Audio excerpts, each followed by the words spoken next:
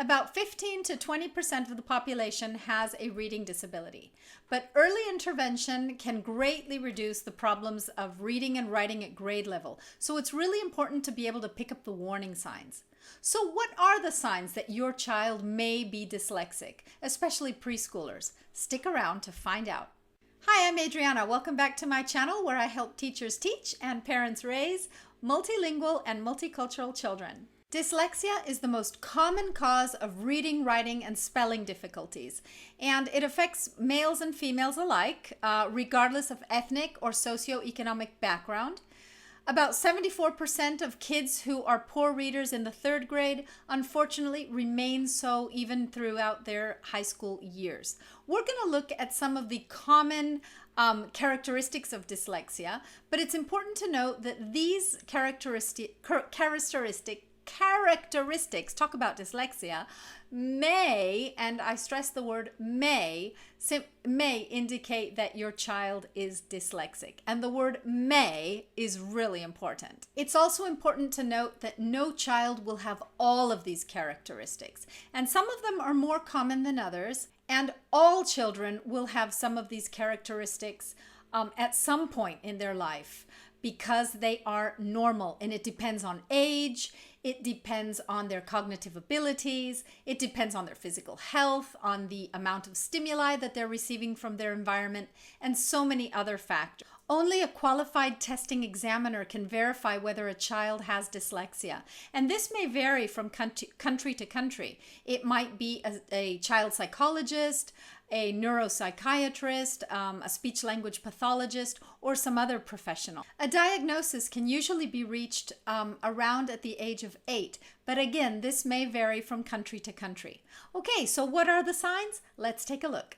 Some of the first signs of dyslexia pop up even way before kids begin reading. And these could include being slow starters, so starting to speak late, being slow to add new vocabulary, having difficulties rhyming or recalling words, having problems with pronunciation, especially in multisyllabic words, or confusing sounds in language. For example, F and V, like fan and van.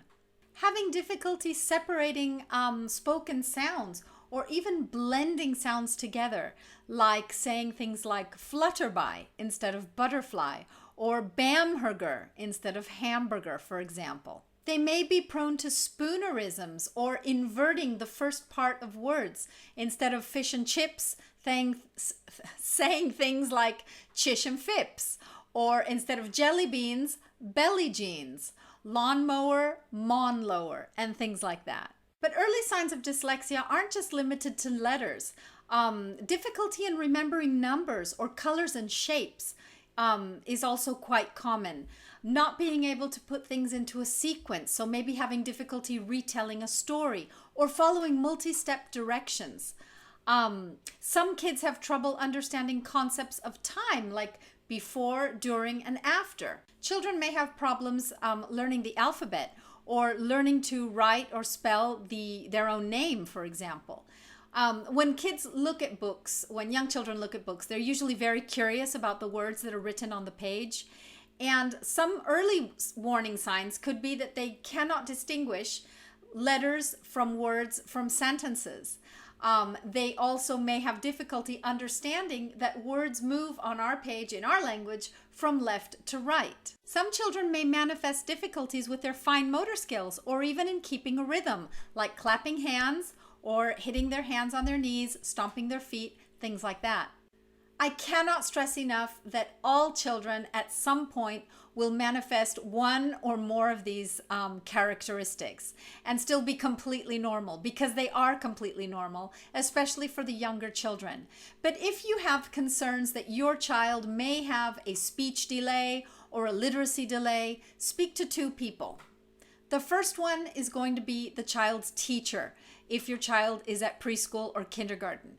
Teachers see lots of kids, and they are used to picking up some warning signs, and they may be able to either ease your fears or come up with a strategy to help you work with your child at home, so you have a school and home connection here, working with your child at home to find a way to encourage your child to look at more books or read more books or do some type of linguistic activity. But remember that teachers, no matter how good they are, how professional they are, have the qualification or the training to diagnose dyslexia. So great, talk to your teacher because you may find a strategy there that can help your child, but also talk to your pediatrician.